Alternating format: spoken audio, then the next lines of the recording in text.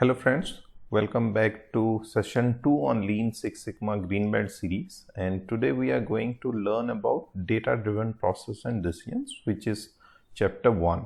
So let's start. In this session we will discuss first how business leaders have been taking decisions, 2 what is intuition and does it help, 3 how Six Sigma helps in decision making. So let's start with the first one, which is how business leaders have been taking decisions. Let's take an example of a process where there are multiple people are in discussions on the process itself and brainstorming on which option to choose. While you might also be in this sort of a process and this sort of a discussions, while going through this lots of data, lots of information, you might think about multiple options, option 1, 2, 3, 4, multiple options, and out of those, by intuition you might figure out that there is one option, maybe option 3, which is the best one, and you should go with it even if you don't have any data on that. And that exactly is what we call as intuition. Any thoughts, any positive thoughts, any negative thoughts which starts coming into your mind based on your earlier experiences. So now let's try to understand how can intuition help, or does it even help us. So let's take an example, and suppose you are working on a project to improve the throughput of a manufacturing process, and this you can do by rearranging existing sub processes and even adding few of the new processes. You have multiple options to choose from after few brainstorming rounds. So which options actually you should choose on? So let's take this example, and this is the existing assembly line you have, and you already have lots of options, like this is ideas from some discussions with some groups, and this is ideas from different groups. And what you have to do, you just have to rearrange all these things so that your throughput increases. Which processes in parallel, which processes in sequential, which after another, and having some existing processes already available. For example, one option can be add additional worker to the storage process as well. This can be an idea in addition to all these things. Add few forklifts in an assembly process. This can be another idea.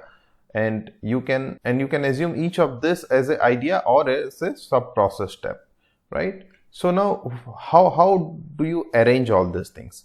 First, immediate thoughts, whatever comes into your mind that this should be here based on your experience. That's how intuition can help you. And it is not that every time you might go wrong, you can be right as well.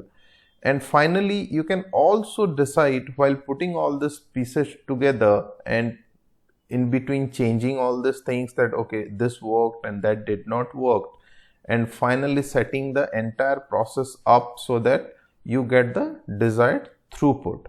However, while doing so, you might also find in closing times, or when you are in a status where you are closing the projects, you might also see that there are few processes which are not required at all, and you might just remove them from the processes, and you may not need those. So you believe that no, without this also we can have it. So how about having a process where you have all those ideas in place, and then you have some intuitions. Based on your intuition, you can figure out that this 4 ideas or this 4 sub processes should be arranged in this order. But if somehow you can get a quantitative value against each of the sub processes, where you can say that the impact of this process will be this much if we do it after a process or before a process also. So that is the data driven. So 1, 2, 3, 4, 5 essentially are your intuitions, and then on the top of it there is a data driven mechanism which also helps you to take decisions. In this case, even without your intuition, if we consider this as a real process, you can see that this sub process has the maximum impact, and you should start with this process first rather than going with anything else here. So that's how Lean Six Sigma helps you. So let's now go back to our Lean Six Sigma principles and understand how it can help us in decision making. First, what we do exactly in Lean Six Sigma. There are 5 essential steps where we identify the problem, then validate those assumptions of those problems, where the problems are caused. Third, brainstorm on solutions, and finally we get into a implementation phase and then finally control it. Let's take the first 3. Now, if we don't do this first 3 steps in a structured manner, the way it is described in Lean Six Sigma, you might have to go through some consequences, to and fro, some additional errors, additional defects and all those, which actually you can avoid by following structured principles. While doing so, the team can also visualize using data, using statistical analysis, using process mapping, using prioritization matrices, and there are so many, at least there are 700 tools to go with.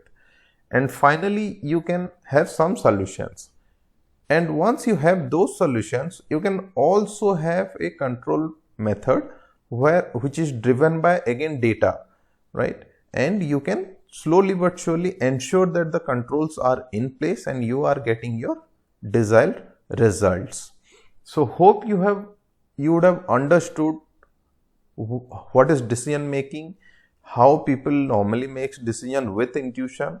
But having intuition is not the bad thing, it is a good thing. But adding data to it, the way Lean Six Sigma does, really can improve your decision making process overall.